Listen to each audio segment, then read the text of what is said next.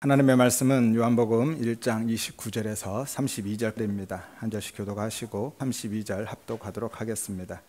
이튿날 요한이 예수께서 자기에게 나오심을 보고 이르되 보라, 세상 죄를 지고 가는 하나님의 어린 양이로다. 내가 전에 말하기를 내 오시는 나보다 앞선 것은 그가 나보다 먼저 계심이라 한 것이 이 사람을 가리킴이라. 나도 그를 알지 못하였으나 내가 와서 물로 세례를 베푸는 것을 그를 이스라엘에 나타내려 함이라 하니라. 요한이 또 증언하여 이르되 내가 봄에 성령이 비둘기같이 하늘로부터 내려와서 그의 위에 머물렀더라. 아멘. 여러분 안녕하세요. 반갑습니다. 한 주간도 평안하셨어요? 오늘 본문은요, 이튿날로 시작하죠. 새 창조의 둘째 날입니다. 그리고 그 이튿날이 창조의 둘째 날을 의미하기도 하죠. 지난주 본문이 첫째 날에 대한 이야기였고요. 오늘은 창조의 둘째 날에 대한 이야기입니다. 요한복음 1장 19절에서 2장 11절까지는요, 창세기의 1장의 창조 사역과 같은 구조로 되어 있고 같은 내용을 담고 있다 말씀드렸죠. 이해를 돕기 위해서 보충 설명을 드리고 잠깐 정리해 드리고 가도록 하겠습니다. 앞으로도 이런 내용을 염두에 두고 따라오시면 될 것 같습니다. 창조의 첫째 날에 혼돈과 공허와 어둠뿐인 세상에 하나님이 빛을 창조하셨죠. 그 빛은 빛의 근원으로서의 빛이었습니다. 지금의 태양빛이 아니라 생명의 원천으로서의 빛이었죠. 그래서 요한복음의 첫째 날에 세례 요한이 어둠 속에 빛을 선포하고 있는 것이죠. 예수님이 새 창조의 빛이고 생명의 빛으로 오시는 겁니다. 둘째 날에는 궁창, 하늘을 만드셔서 윗물과 아랫물로 나누었죠. 궁창의 윗물은 지금은 없습니다. 노아 홍수 때 다 쏟아졌죠. 아무튼 둘째 날에 물로 가득한 세상에 하늘로 물을 뚫어서 길을 내신 거고요. 그 하늘 아래에 사는, 하늘에 속해서 사는 생명의 터전을 만드신 겁니다. 성경에서의 물은 여러 가지 의미로 사용되지만 여기서 물은요, 죄와 저주 그리고 심판과 죽음을 상징하죠. 그러니까 하늘이 그 물을 뚫고 생명의 길을 내고 들어온 거죠. 새하늘이신 예수님이 죄와 사망을 뚫고 생명의 길을 내신 겁니다. 이것이 출애굽기의 홍해 사건이죠. 모세가 물로 가득한 바다에 길을 내어서 물과 물로 나누고 그 사이로 이스라엘 백성들을 구원하죠. 그리고 바울은 그것을 세례 사건으로 이야기합니다. 고린도전서 10장 1절에서 2절에 보면 우리 조상들이 모세에게 속하여서 세례를 받았다라고 하죠. 그래서 요한복음의 둘째 날, 오늘 본문이죠. 예수님이 어린 양으로 선포되는 것이고 세례를 받는 장면이 나오는 겁니다. 예수님이 받으실 십자가 세례를 예표하고 있는 것이죠. 새하늘이신 예수님이 십자가를 지심으로 죄와 사망의 물에서 우리를 건져내시는 것을 모용하고 있는 것입니다. 창조의 셋째 날에는 육지와 바다를 나누고 식물을 창조하셨습니다. 물에서 뭇을 분리하시고 생명을 부여하신 것이죠. 물은 말씀드렸죠. 죄와 저주 그리고 죽음과 심판을 상징한다고요. 그러면 뭇은요, 땅은 하나님의 백성, 하나님의 나라에 대한 상징이죠. 그래서 요한복음의 셋째 날에 35절에서 42절 다음 본문이죠. 예수님이 제자들을 안드레와 베드로를 부르셔서 생명의 씨를 심으신 겁니다. 하나님의 창조의 넷째 날까지는 이렇게 혼돈과 공허, 어둠뿐인 세상에 빛으로 어둠을 몰아내시고 혼돈한 세상에 생명과 질서를 부여하신 다음에 넷째 날부터 마지막 남은 공허를 채워가십니다. 넷째 날에는 해와 달과 별들을 만드셔서 첫째 날의 공허, 어둠을 채우셨고요. 다섯째 날에는 새와 물고기를 만드셔서 둘째 날의 공허, 하늘과 바다를 채우셨죠. 여섯째 날에는 동물을 만드셔서 셋째 날의 공허, 땅을 채우셨습니다. 그리고 마지막 사람을 만드셨죠. 그래서 그 모든 것을 다스리고 누리게 하심으로써 창조를 완성하셨습니다. 그래서 요한복음의 넷째 날부터 여섯째 날까지는요, 43절부터 51절 말씀이죠. 예수님이 제자들을 불러 모아서 당신의 백성으로 채우시는 장면이 나오는 겁니다. 43절은 이튿날 곧 넷째 날로 되어 있지만 빌립과 나다나엘을 부르신 내용밖에는 없습니다. 하지만 2장 1절과 2절을 보면 그날이 곧 여섯째 날까지 이어지고 있는 것이고 그때 제자들을 다 불러 모으셨다라는 것을 알 수 있어요. 요한복음 2장 1절을 한번 보면 사흘째 되던 날로 시작하죠. 이 사흘째 되던 날은 43절에 이튿날 넷째 날부터 사흘째 되던 날입니다.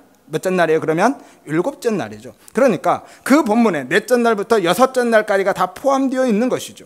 그리고 2절에 보면 그 혼인잔치에 예수님과 제자들을 다 초대받습니다. 이미 12제자를 다 불러 모으신 것이죠.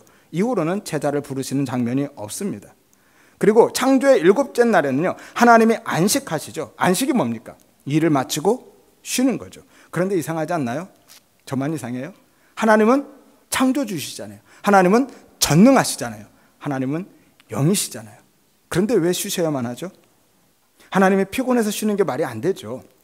따라서 이 안식은요, 우리가 알고 있는 문자적인 의미의 쉼이 아니라는 것을 알아야만 하는 겁니다. 그러니까 하나님의 창조를 마치고 너무 피곤해서 아무 일도 안 하시고 쉬셨다는 게 아니라 창조를 완성하시고 모든 피조물을 각자의 자리에 두시고 당신의 충만한 영광과 생명으로 덮으셨다라는 것, 이것이 안식입니다. 따라서 하나님이 안식하셨다라는 것은요, 하나님이 아무 일도 안 하시고 가만히 계셨다라는 것이 아니라 하나님이 당신의 성품과 능력, 지혜를 온전히 발산하셔서 모든 피조물을 보호하시고 유지하시면서 충만한 상태로 거하셨다라는 거예요. 이것을 신학적인 용어로 통치 혹은 섭리라고 합니다. 한마디로 하나님이 우리를 위해서 최선을 다해서 일하셨다라는 거예요. 이것이 하나님의 안식인 거예요. 창조 사역이 끝이 아니라 온전한 통치의 시작, 인간이 하나님을 생명으로 누리는 새로운 시작, 그것이 안식인 겁니다. 그래서 요한복음의 일곱째 날에 예수님이 물로 포도주를 만드시는 장면이 나오는 거예요. 새 창조의 완성이고 참된 안식에 대한 상징으로서 등장하는 것이죠. 따라서 팁을 하나 드리면, 우리의 안식도요, 우리가 원하는 모든 것을 쌓아두고 아무 일도 안 하고 편안하게 사는 것이 안식의 삶이 아니라 그 하나님의 영광에 반응하고 항복하고 순종하면서 모든 삶을 그 충만한 은혜에 온전히 혹은 전적으로 맡기는 상태가 곧 성경이 말하는 안식이고 쉼인 거예요. 따라서 안식일을 지키는 것도요, 단순히 주일에 아무 일도 안 하고 쉬는 것이 아니라 하나님의 완전한 은혜의 통치 안에서, 이것이 우리의 처음 자리였죠. 원래 피조물의 자리입니다. 그 안에서 충만한 생명의 은혜로 채워지고 덮여서 사는 것이 안식일을 지키는 것인 거예요. 이것이 진짜 안식일을 지키는 삶이고요, 그 상태가 바로 참된 안식, 평화, 여호와 샬롬을 누리는 하나님의 나라, 천국을 누리는 삶인 거죠. 그래서 하나님이 안식일 규례를 주셨을 때에요, 그 근거를 창조 사역과 출애굽 사건으로 제시하고 있는 거예요. 출애굽기 31장 16절에서 17절에 보면 안식일을 지켜서 영원한 언약을 삼을 것이니 이는 나 여호와가 여섯 동안의 천지를 창조하고 일곱째 날에 일을 마치고 쉬었음이라고 하죠. 창조 기념일로서 안식일을 제시하고 있죠. 그리고 신명기 5장 15절에 보면 내가 애굽 땅에서 종되었더니 내 하나님 여호와가 거기서 너를 인도하여 내었나니 그러므로 내 하나님 여호와가 내게 명령하여 안식일을 지키라 하였느니라. 무슨 날이에요? 이 날은 구속의 날이죠. 구속 기념일로서의 안식일을 지키라고 하는 겁니다. 이 날이 바로 새 창조 기념일인 것이죠. 안식일은 결국은요, 예수 그리스도에 의한 새 창조의 모형으로 주고 계신 겁니다. 따라서 단순히 주일을 쉬는 게 안식일을 지키는 것이 아니라 일상의 삶 속에서 삶 전체가 하나님의 은혜의 통치 안에 있는 것이 바로 안식일을 지키는 삶인 것이죠. 절기를 지키는 것도 마찬가지라 말씀드렸죠. 아무튼 이렇듯이 하나님의 옛창조 사역은요, 예수 그리스도의 새 창조 사역에 대한 모형인 것이고 성도의 삶에 대한 예표인 것이죠. 창조는 구속의 청사진인 겁니다. 혼돈과 공허와 어둠뿐인 우리의 인생에 빛이신 예수님이 오셔서 우리 안에 있는 어둠을 몰아내시고 혼돈한 우리의 삶 가운데 생명과 질서를 부여하신 다음에 당신의 모든 충만한 은혜로 채워서 덮어서 살게 하시는 거예요. 이것이 안식이고 샬롬인 거예요. 그래서 성도는요, 새로운 생명으로, 새로운 질서 위에서 새로운 가치를 가지고 전혀 다른 방식으로 살아가는 겁니다. 이것이 새 창조이고 안식의 삶인 거죠. 따라서 우리 모든 성도님들은 그 은혜를 사모하시기를 바랍니다. 아직 예수를 생명으로 만나지 못한 분들은요, 내게도 그 생명의 빛을 비춰주시고 새 창조의 은혜를 부어주시기를 위해서 기도하시기를 바라고요. 그 은혜 안에 있는 분들은 그 새 창조의 원리를 따라서 새로운 질서와 가치와 삶의 방식으로 살아가는 새 창조의 삶을 살기를 위해서 기도하시기를 바랍니다. 하여서 우리 모두가 만물을 충만케 하는 그리스도의 충만한 생명의 은혜 안에서 참된 쉼과 안식, 평화를 누리며 살아가시기를 주의 이름으로 축원드립니다. 다음 보겠습니다. 요한은요, 계속해서 예수님이 누구인지를 소개하죠. 처음부터 끝까지 예수님에 대한 이야기만 하죠. 다음 주에 자세히 나누겠지만 당시 유대인들은요, 정치적이고 군사적인 메시아를 기대했습니다. 그래서 로마의 압제로부터 자신들을 해방시키고 다윗 왕국을 회복시킬 새로운 왕으로서의 메시아를 기다렸죠. 그런데 오늘 본문에서는 요한이 세례 요한을 통해서 소개하는 메시아는 전혀 다른, 아니 정반대의 메시아죠. 그들은 강한 승리의 왕을 기다렸는데 요한은요, 약한 죽임당할 양으로서의 메시아를 소개하고 있죠. 보라, 세상죄를 지고 가는 하나님의 어린 양이라. 세례 요한의 이 한마디 외침은요, 유대인들의 그동안의 모든 기대를 산산히 깨뜨리고 모든 소망을 송두리째 무너뜨리는 이야기인 거예요. 하지만 실제로는요, 이 말씀이 하나님이 보내실 메시아 그리스도의 본질을 가장 정확하게 선포하고 있는 말씀이죠. 세례 요한의 역할은요, 그리스도로 오실 예수님이 누구인지를, 예수님의 본질적인 정체성을 드러내주고 밝혀주는 증인으로서의 역할이거든요. 따라서 단순히 저 사람이 메시아입니다 라고 직분을 알려주거나 예수님에 대한 정보를 전달하는 것이 아닌 거예요. 메시아로 오실 예수님의 본질적인 사역이 무엇인지를 이야기해 주고 있는 것이거든요. 그 사역이 뭐죠? 세상 죄를 지고 가는 하나님의 어린 양. 이 짧은 구절 속에 예수 그리스도의 정체성과 본질적인 사역이 고스란히 담겨져 있는 거예요. 십자가 사역이 다 들어가 있습니다. 여기서 세상은 이미 말씀드렸죠. 세상의 모든 사람이 아니라 창세전에 하나님이 택하신 백성들. 이것이 제한적 속죄라 말씀드렸죠. 마태복음 1장 21절에 아들을 낳으리니 이름을 예수라 하라. 이는 그가 누구를요? 자기 백성을 그들의 죄에서 구원할 자입니다. 하나님이 택하신 자기 백성이 따로 있다라는 거죠. 요한복음 10장 14절에 15절에 나는 선한 목자라 나는 내 양을 안다. 양도 나를 알고 나는 양을 위해 목숨을 버린다라고 하는데, 여기서 양을 위해 목숨을 버린다라는 단어 앞에 원어를 보면 정관사가 딱 붙었어요. 나는 어떤 양을요? 바로 그 양을 위해서. 나는 내 양을 아는데 나는 바로 그 양, 내 양을 위해서 목숨을 버린다라는 것이죠. 예수님의 양이 아닌 자들도 있다라는 거예요. 그래서 그 다음 본문에 보면 요한복음 10장 26절에서 28절에 너희가 내 양이 아니므로 믿지 않는다. 내 양은 내 음성을 듣고 나를 따른다. 내가 그들에게, 내 양이죠, 영생을 주노니 멸망하지 않을 것이다. 그들을, 내 양을 내 손에서 빼앗을 자가 없다라고 하는 겁니다. 요한복음 17장 9절에도 내가 기도하는 것은 세상을, 모든 사람을 위한 것이 아니라 내게 주신 자들을 위한 것이다 라고 하죠. 하나님이 창세전에 택하여서 예수님께 주신 자들만을 위해서 예수님이 기도하셨다라는 거예요. 따라서 예수님은요, 하나님이 택하신 자들만을 위해서 십자가를 지신 거예요. 그래서 우리의 구원이 확실하다라는 거예요. 그리고 죄는요, 원래 의미가 관역을 벗어나다라는 의미죠. 그런데 그 관역이 뭐예요?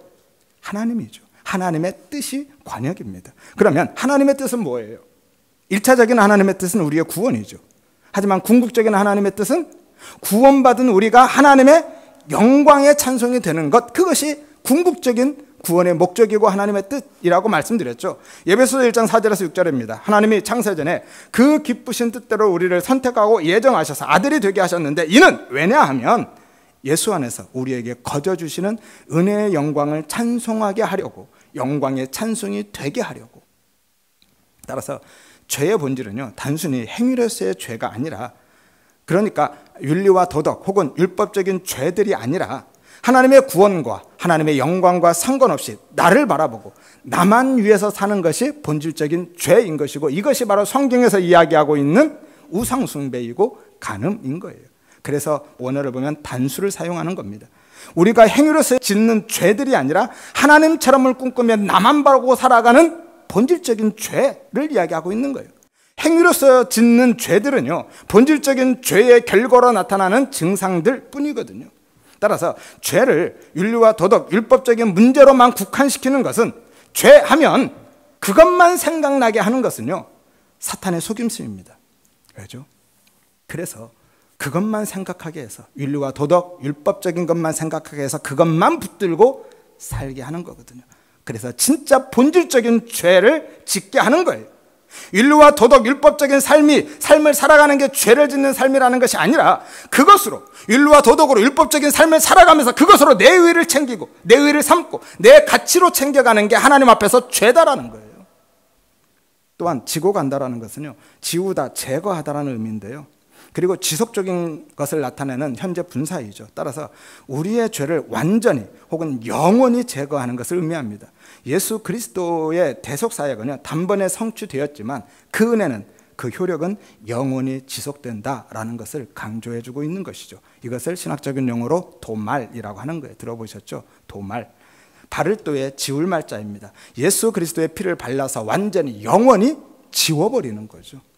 구약의 제사는요, 죄를 완전히 제거할 수 없었기 때문에 매번 반복해서 희생 제사를 드렸지만 이제는 예수 그리스도가 단번에 완전히 영원히 죄를 제거했기 때문에 더 이상의 희생 제사는 필요 없는 것이죠. 이것이 바로 하나님의 어린 양인 거예요. 성경에서 어린 양은요, 크게 두 가지 의미를 갖죠. 첫 번째는 출애굽기의 유월절 어린 양입니다. 자기 피로 생명, 구원을 주는 희생 제물로서의 그리스도를 예표하고 있죠. 두 번째는 이사야서에 나오는 도살장으로 끌려가는 양이죠. 고난받는 종으로서의 그리스도에 대한 예표이죠. 따라서 세례 요한이 예수님을 세상 죄를 지고 가는, 제거하는 하나님의 어린 양으로 소개하고 있는 것은 단순히 예수님을 메시아로, 구원자로 소개하는 차원을 넘어서고 있는 것이죠. 예수님의 십자가 사역의 본질을 선언하고 있는 거예요. 그 본질이 뭐예요? 대속적인 죽음이죠. 우리를 대표하실 뿐만이 아니라 대신해서 죽으시는 겁니다. 이처럼 예수님은요, 우리의 삶의 문제를 해결해주고 일상의 풍요를 가져다 주기 위해서 오신 분이 아니라 우리를 죄에서 구원해 주시기 위해서 오신 하나님의 어린 양이심을 믿으시기를 바랍니다. 이것이 바로 기독교인 거예요. 따라서 만일 예수님을 내 문제나 해결해주고 내 소원 성취나 해주시는 분으로만 생각하고 있다면요, 예수님을 잘못 알고 계신 것이고 그동안 잘못 배우신 겁니다. 그런 기독교는 없습니다. 물론 예수님이 우리의 필요를 채우실 뿐만이 아니라요, 예수님은 우리를 지키고 보호하시고 우리의 앞에 행하시면서 우리를 인도하시는 분이신 거예요. 왜죠? 예수님은 우리의 선한 목자도 되시니까요. 유월절 어린 양이 되셔서 이스라엘 백성들을 출애굽시킨 예수님이요, 광야는 니들 알아서 지나라고 하지 않으셨죠. 광야에서 어떻게 하셨습니까? 만나를 먹이시고요, 반석에서 물을 내어서 마시게 했죠. 그리고 앞에서는 불과 구름 기둥으로 그들을 인도해 가셨고요, 하늘 위에서는 불과 구름판을 깔아서 그들을 보호하셨습니다. 그 모든 것들이 예수님이 하신 일이잖아요. 예수님은 그들과 그렇게 늘 함께 하셨어요.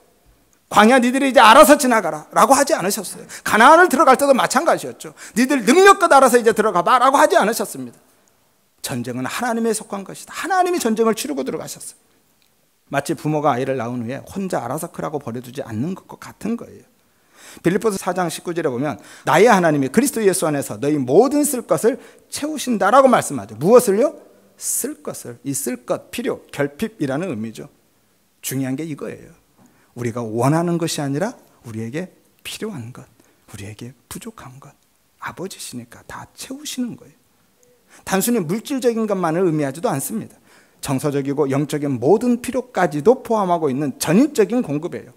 이스라엘 백성들에게 하나님이 광야에서 그렇게 하셨잖아요. 이스라엘 백성들의 광야 40년이 그게 우리의 인생이잖아요. 예수님은 그렇게 우리의 삶의 모든 것을 채우시고 공급하시고 지키시고 보호하시고 앞서가며 인도하시는 분이 확실합니다. 하지만 그 모든 것은요, 구원에 따른 결과로 은혜로 주어지는 것이지 그 자체가 예수를 믿는 목적이 아니라는 거예요. 아까 말씀드렸죠. 광야 이스라엘 백성들처럼 매일 하늘의 만나를 먹이시고 반석의 물을 마시게 하고 불과 구름으로 그들을 지키고 보호하시고 인도하셨지만, 그러나 그 자체를 목적으로 해서 이스라엘 백성들을 애굽에서 끌어낸 것은 아닌 거예요. 구원의 결과로 주어지는 은혜인 거예요. 생명의 은혜입니다.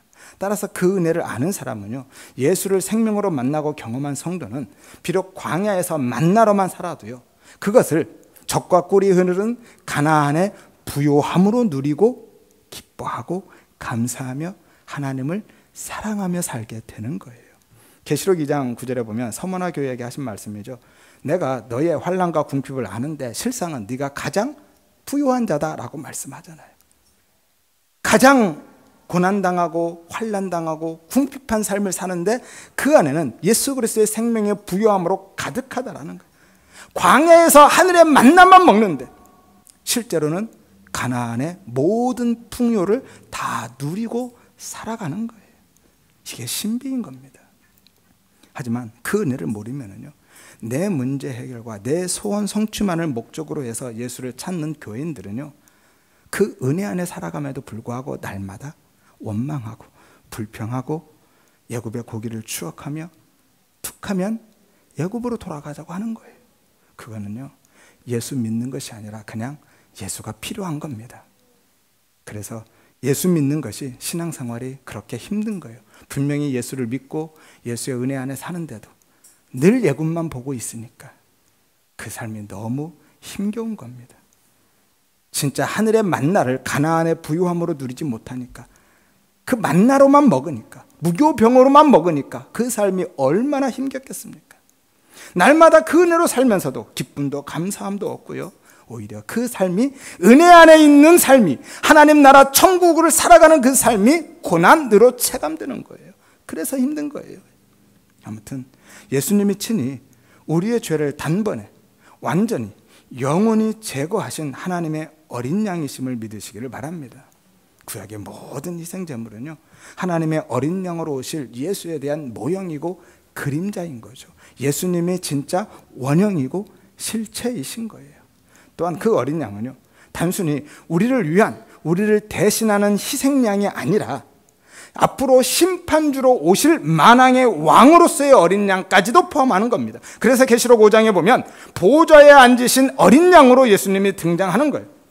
따라서 예수님을 하나님의 어린 양이라고 선언하는 것은요, 예수님의 십자가 죽음만을 이야기하는 것이 아니라 승리의 부활과 심판주로 다시 오실 것까지 예고하고 있는 것이죠. 그래서 오늘 세례 요한은 예수님이 자기에게 오는 것을 보고요, 그 모든 것을 단번에 알아보고 바로 그 예수님을 보라고 선언하고 있는 거예요. 29절을 보세요. 이튿날 요한이 예수께서 자기에게 나오시는 보고 이르되 보라, 세상죄를 지고 가는 하나님의 어린 양이로다. 세례 요한이 어떻게 그 모든 사실을 알게 되었는지는 조금 이따 뒤에서 설명드리기로 하겠습니다. 그러니까 세례 요한은요, 지금 너희가 기대하는, 너희의 문제를 해결해주는 정치적이고 군사적인 메시아가 아니라 너희의 죄를 영원히 제거하는 하나님의 어린 양으로서 예수, 십자가의 예수, 그리고 심판주로 오실 예수를 보라라고 하고 있는 겁니다. 여기서 보다라는 게 블레본인데요, 보다, 깨닫다, 경험하다. 이 단어의 어원이 뭐냐면 호라오라는 단어예요. 이 단어는 정말 깊은 신학적인 의미를 갖고 있는 단어인데요, 이 단어는 단순히 육신의 눈으로 보는 육신의 시각이 아니라 마음으로 보고 이해하는 인지적인 시각과 영으로 깨닫고 경험하는 영적인 시각, 그리고 깊은 교제와 친밀함을 나누는 관계적인 시각과 그로 인해서 계시로 드러난 재림과 심판까지도 바라보는 계시적이고 혹은 종말론적인 시각까지를 포함하는 단어가 바로 이 호라오라는 단어예요. 성경을 통해서 간단하게 확인해 드리겠습니다. 요한복음 1장 18절에 보면 본래 하나님을 본 사람이 없으되 라고 하죠. 지난번에 한번 말씀드렸는데요, 여기서 보다라는 게 정말 중요하고 깊은 의미가 있는데 29절에서 다시 나오니까 그때 말씀드리겠다 했었죠. 기억하시나요? 여기에서 보다가 하나님을 마음으로 보고 이해하는 인지적인 시각이죠.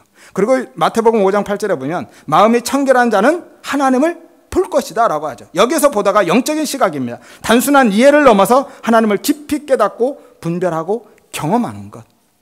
그리고 요한복음 6장 46절에 보면 오직 하나님에게서 온 자만, 예수님만 아버지를 봤다라고 하죠. 요한복음 14장 9절에 나를 본 자는 아버지를 봤다라고 하죠. 이것이 바로 깊은 교제와 친밀함을 나누는 관계적인 시각인 거예요. 하나님과 친밀한 사귐과 연합 속에서 하나님을 보는 것. 이것을 다른 말로 안다라고 하죠. 기노스코라는 단어죠. 요한복음 17장 3절에 보면 영생은 유일하신 참 하나님과 예수 그리스도를 아는 것이다 라고 할 때 여기서 알다가 바로 기노스코라는 단어예요. 깊은 경험과 사귐을 통해서 아는 것. 이것이 연합이고 하나됨이죠. 그리고 그러면 계시적이고 종말론적인 시각까지도 갖게 되는 겁니다. 마태복음 24장 30절에 그때 인자가 구름을 타고 능력과 큰 영광으로 오는 것을 보리라 라고 하죠. 계시록 1장 7절에 볼지어다 그가 구름을 타고 오리라 각 사람의 눈이 그를 볼 것이다 라고 하죠. 이것이 바로 계시적 또는 종말론적인 시각인 거예요. 계시된 하나님의 말씀 안에서 예수 그리스도를 다시 오심과 심판의 날까지도 바라보는 거죠.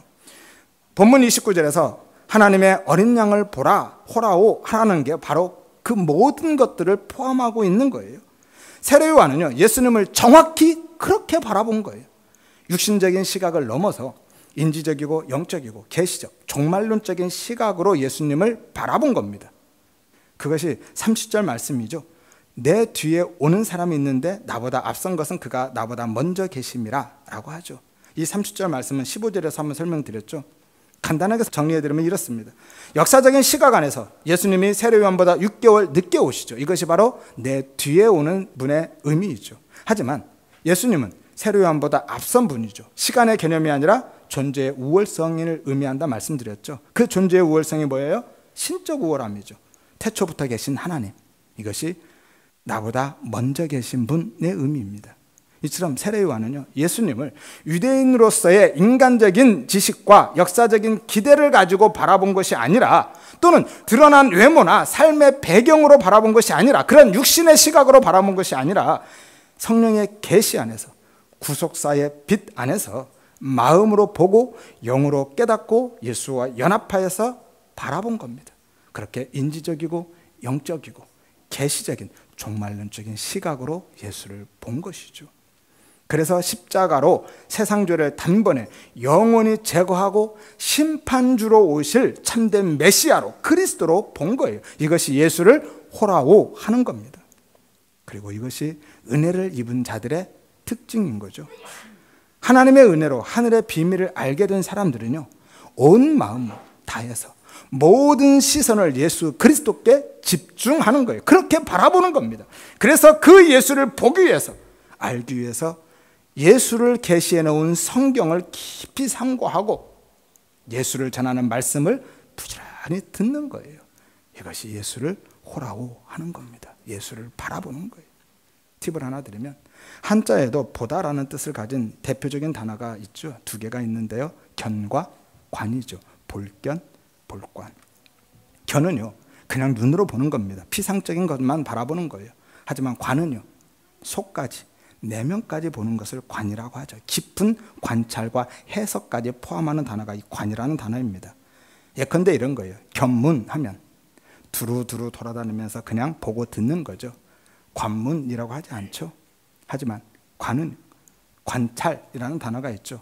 보이는 것을 주의 깊게 살피고 연구하고 해석해내는 것이 관찰이죠. 그래서 견찰이라고 하지 않습니다.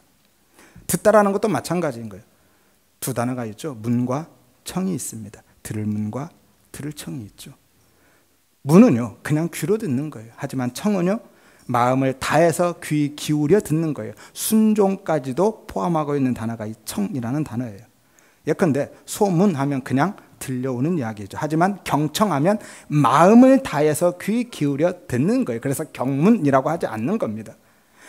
이것이 바로 37절에 듣다라는 단어의 의미인 거예요. 아쿠오라는 단어인데요.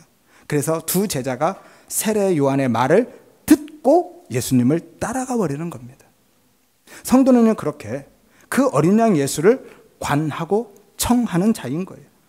그리고 세상에 대해서는요, 견하고 문해야 하는 겁니다. 그러니까 성도는 보고 듣는 것이 다른 거예요. 그게 성도이고 그리스도인이고 하나님의 백성인 거예요. 고린도후서 4장 18절에 보면 우리가 주목하는 것은 보이는 것이 아니라 보이지 않는 것이다. 왜냐하면 보이는 것은 잠깐 있고 보이지 않는 것은 영원하기 때문이라고 하죠. 우리가 보는 것은 다른 겁니다. 그런데 안타까운 것은요, 많은 교회들이, 많은 성도님들이 예수는, 진리는 견하고 문하면서 세상은, 돈은, 자식은, 친구는, 도덕과 율법은 나는 관하고 청한다라는 것. 그것도 예수님의 힘까지 끌어당기면서. 그러니까 예수는 내게 복을 주는 분으로 내 문제나 해결해주고 내 소원을 들어주는 수단과 방법으로만 보는 겁니다. 그것은 진짜 예수를 보는 게 아닌 거예요. 지금 성속 이원론을 이야기하는 것이 아닙니다. 그건 헬라 철학이죠. 세상 것은 다 속된 것이고 악한 거니까 다 필요 없다, 버려라 라는 것이 아니라 성도는 하나님이 주신 자리에서 하나님이 주신 것을 풍성하게 누릴 뿐만이 아니라 최선을 다해서 살아가야만 하죠. 다만 그것을 목적 삼아서 살아서는 안 된다라는 거예요. 그것이 목적이 되어서 그것만 관하고 청하며 살아가면 안 된다라는 거예요. 따라서 우리 모든 성도님들은요, 세상에서 무엇보다 나에게서 눈을 들어서 어린 양 예수를 바라보시기를 바랍니다. 어린 양 예수를 호라우 하시기를 바랍니다. 그리고 성경과 설교를 통해서도 인격적이고 도덕적인 혹은 율법적인 육신의 시각이 아니라 인지적이고 영적이고 계시적인 시각으로 예수를 보고 그 예수를 만나고 경험하여서 진짜 예수를 아는 예수님과 연합된 삶의 은혜를 구하시기를 바랍니다. 하여서 세상에서 죄와 율법에게서 나에게서 자유하게 되고 예수를 복의 수단이 아니라 복 자체로 누리며 살아가시기를 바랍니다. 나아가서 그 예수만 가리키는 이정표로 예수만 드러내고 나타나는 이 시대의 세례 요한으로 살아가시기를 주의 이름으로 축원드립니다. 한 가지만 더 살펴보고 마치기로 하겠습니다. 그러면 세례 요한은 어떻게 예수님이 세상 죄를 지고 가는 제거하는 하나님의 어린 양인지를 한눈에 알아볼 수 있었을까요? 어떻게요? 33절에 보면 성령이 그 위에 머무는 것을 보고, 세례 요한은요 지금까지 예수님이 누구인지를 정확히 몰랐습니다. 31절 33절을 보세요. 나도 그를 알지 못했다라고 하죠.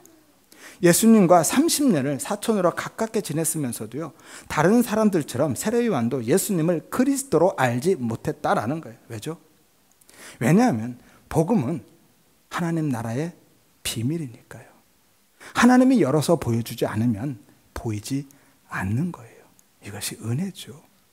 은혜가 아니면 볼 수가 없습니다. 마태복음 13장 11절을 보면 천국의 비밀을 아는 것이 너희에게는 허락되었는데 그들에게는 허락되지 않았다라고 하죠. 너희에게는 왜 허락되어서 하나님이 열어서 그 비밀을 보여주셨다라는 거예요. 그들은요 보여주지 않으면 그 비밀을 알 방법이 없는 거죠. 그래서 비밀인 겁니다. 에베소 3장 3절에 바울의 고백이죠. 하나님께서 내게 비밀을 어떻게 하셨다고요? 알게 하셨다. 내가 내 철학으로 내가 깊이 연구하고 관찰하고 생각해서 깨달았다가 아닙니다. 하나님이 알게 하신 거죠. 고린도서 1장 26절에 이 비밀은 만세와 만대로부터 감추어진 것인데 이제는 그의 성도들에게 나타났다라고 하죠. 하나님이 나타내신 겁니다. 이 비밀에 대해서도 설명드릴 게 많은데요, 다음에 기회가 되면 나누기로 하고요. 오늘은 일단 그렇게만 알아두시기를 바랍니다. 아무튼 인간은요 누구도 자신의 지혜와 지식과 경험으로는 예수를 그리스도로 발견하고 깨닫고 경험할 수 없습니다. 반드시 은혜가 있어야 하는 거예요. 이것이 바로 은혜의 필요성이고 필연성인 거죠. 세례 요한에게는 그 은혜가 부어진 거죠. 32절을 보세요. 내가 보매 성령이 비둘기같이 하늘로부터 내려와서 그 위에 머물렀다라고 하죠. 이 내려왔다라는 것은 역시 현재 분사입니다. 쉽게 말하면 하나님이 성령을 끊임없이 부어주셨다라는 거죠. 이것이 바로 요한복음 3장 34절에 가면 하나님이 성령을 한량없이 부어주셨다라고 할 때 그 이야기입니다. 한량없음, 범위와 분량과 기간에 있어서 끝이 없다라는 거예요. 그래서 실제로 예수님은 모든 사역을요 당신의 신적 능력으로 행하신 게 아니라 성령의 능력으로 하셨죠. 그리고 머무르다라는 것은 머물다 거주하라는 거예요. 성령님이 잠깐 내려왔다 떠나신 것이 아니라 이후로 계속 머물러 계셨다, 함께 하셨다라는 의미죠. 아무튼 아무도 성령의 임재를 보지 못했는데 누가 봤어요? 세례 요한이. 세례 요한만 본 거예요. 이것이 은혜인 거예요. 하나님이 보여준 사람만 보는 거죠. 바울도 그랬었죠. 다메섹으로 가는 길에 하늘에서 빛이 비쳤는데 같이 가던 사람은 아무도 그 빛을 못 봤죠. 누구만 봤어요? 바울만. 하나님이 보여준 사람만 본 겁니다. 이것이 은혜인 거예요. 비춰주심의 은혜이고 열어주심의 은혜인 거죠. 33절을 보세요. 하나님의 세례 요한에게 메시아를 볼 수 있는 계시를 먼저 주셨고 성령의 임재를 보게 하셨죠. 그래서 세례 요한이 예수님을 메시아로 하나님의 어린 양으로 확신할 수 있었던 겁니다. 사실 당시에는요 메시아를 어린 양과 연결시켜서 생각하고 이해하고 받아들이는 것은 불가능했습니다. 이건 정말 하늘의 비밀이었거든요. 유대인들이 생각하고 기대하는 메시아는요 정치적이고 군사적인 힘을 가진 왕으로서의 메시아였고 어린 양은 정반대로 단순히 그들의 죄를 대신하는 그냥 제물이고 제사 의식으로서의 양이었기 때문에 그 둘을 연결해서 생각하거나 조화시킬 수가 없었던 겁니다. 세상적이고 인간적인 육신의 눈으로는요, 절대 하늘의 것을 바라볼 수가 없어요. 십자가의 예수를 발견하고 깨달을 수 없다라는 거예요. 그래서 그들은 예수님을 보고도 알지 못했던 거고요. 세례 요한도 마찬가지였죠. 지금까지도 알지 못했던 거예요. 하나님이 열어서 보여주셨을 때만 깨닫게 되었던 것이죠. 하나님의 은혜를 입은 세례 요한은 단번에 알아보게 된 거예요. 그리고 이것은 앞으로도 은혜를 입은 자들은 그 하늘의 비밀을, 예수를 알게 될 것임에 대한 예언적 선언인 거죠. 그래서 지금 우리가 예수를 그리스도로 알고 믿고 바라보고 살아갈 수 있는 거죠. 여러분, 얼마나 큰 은혜이고 영광입니까? 이것이 진짜 기적이고요, 신비인 거예요.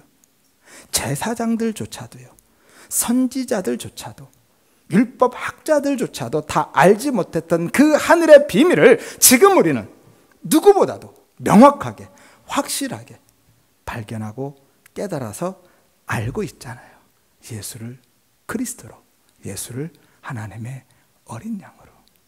세례 요한이요, 나중에 감옥에 갇혔을 때요, 예수님께 제자들을 보내서 다시 묻죠. 마태복음 11장 3절입니다. 오실 리가 당신입니까? 아니면 우리가 또 다른 사람 기다려야 됩니까? 그런데 지금 우리는요, 그 비밀을 너무나도 분명하고 선명하게 알고 있잖아요. 이게 기적이 아니고 뭐냐는 거예요. 그래서 예수님이 이어서 말씀하시죠. 11절에 여자가 낳은 자 중에 세례 요한이 가장 큰 자인데 천국에서는 지극히 작은 자도 그 사람보다 크다라고 하죠. 무슨 말이에요? 세례 요한은 그 비밀을, 예수를 깨닫고 직접 눈으로 본 사람이기 때문에 그 이전의 모든 사람보다 큰 자인 거죠. 하지만 지금 우리는요, 그 비밀을 깨닫고 바라보고 살아갈 뿐만이 아니라, 호라호할 뿐만이 아니라 그 예수와, 그 비밀인 예수와 연합되어서 살아가잖아요. 뿐만 아니라 그 비밀을 맡은 자로 살아가잖아요. 고린도전서 4장 1절이죠. 우리는 그리스도의 일꾼이고 하나님의 비밀을 맡은 자다. 그래서 이제는 우리가 요한보다 큰 자인 거예요. 하나님의 은혜가 임한 자녀가 아니면 누구도 그 비밀을 이해하거나 수용할 수 없습니다. 한마디로 들은 척도 안 하고요, 콧방귀도 안 킨다라는 거예요. 무슨 소설 같은 이야기냐고, 말도 안 되는 소리라고요. 근데요, 그것이 인간적으로 보면 정상인 거예요.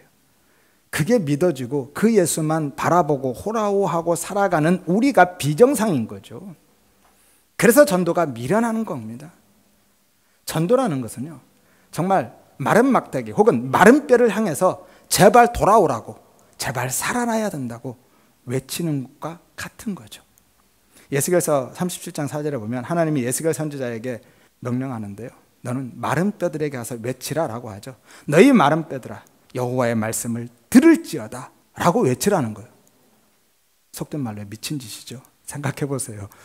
뼈밖에 없는데 가서 하나님의 말씀을 들으라고 외치는 게 이게 정상이냐고요. 그런데 그게 전도예요. 그러니 전도한다는 게 얼마나 어리석고 미련하고 바보 같은 일이냐는 거죠.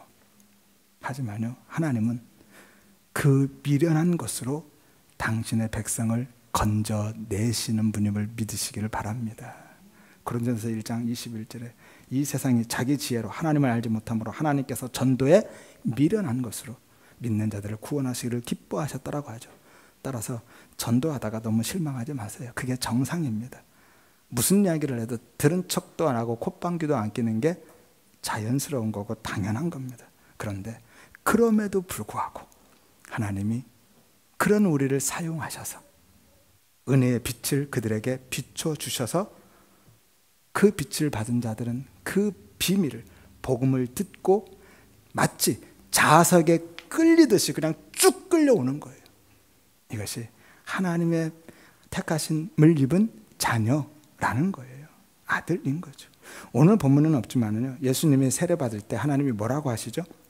마태복음 3장 17절에 보면 이는 내 사랑하는 아들이고 내 기뻐하는 자다라고 하죠. 하나님의 아들. 그것이 바로요, 예수 안에 있는, 예수와 연합된 십자가의 세례를 받은 우리에게도 동일하게 주시는 말씀인 거예요. 그래서 지금 우리가 예수를 그리스도로 발견한 것이고 하나님의 어린 양으로 믿을 수 있는 거죠. 고린도전서 1장 18절에 십자가의 도가 멸망하는 자들에게는 미련한 것이지만 구원을 받은 우리에게는 하나님의 능력이라고 하시죠. 따라서 우리 모든 성도님들은요, 예수를 그리스도로 하나님의 어린 양으로 발견하고 깨닫는 은혜 주심을 위해서 기도하시기를 바랍니다. 그 빛을 비춰주시기 위해서, 열어주시기를 위해서 기도하시기를 바랍니다. 하여서 하늘의 비밀을 깨닫고 간직하고 누리며 살아갈 뿐만이 아니라 날마다 그 비밀을, 예수를 바라보고 호라오 하고 한 걸음 더 나아가서 전하면서 세례 요한처럼, 바울처럼 그 비밀을 맡은 증인으로 살아가시기를 주의 이름으로 축원드립니다.